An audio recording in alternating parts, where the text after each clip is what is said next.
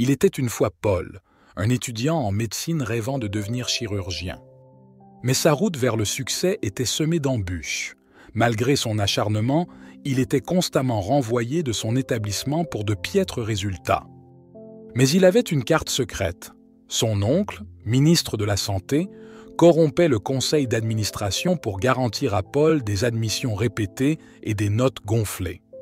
Ainsi, Paul termina son cursus avec une mention très bien, ne reflétant en aucun sas son réel niveau de compétence.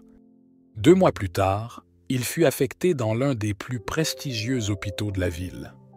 Son diplôme attirait les regards et lui permettait d'entrer directement dans le bloc opératoire pour une chirurgie délicate, une hernie lombaire. Mais à son immense surprise, le patient sur la table d'opération n'était autre que son oncle, le ministre lui-même. Hélas, il avait déjà été endormi en vue de l'intervention. Le destin prit alors un tournant tragique. L'opération se déroula mal et le ministre perdit la vie sous les mains de Paul. Cette histoire enseigne une morale puissante. Former et éduquer adéquatement ceux qui nous sont confiés est une responsabilité cruciale, non seulement pour leur propre sécurité, mais aussi pour celle des autres.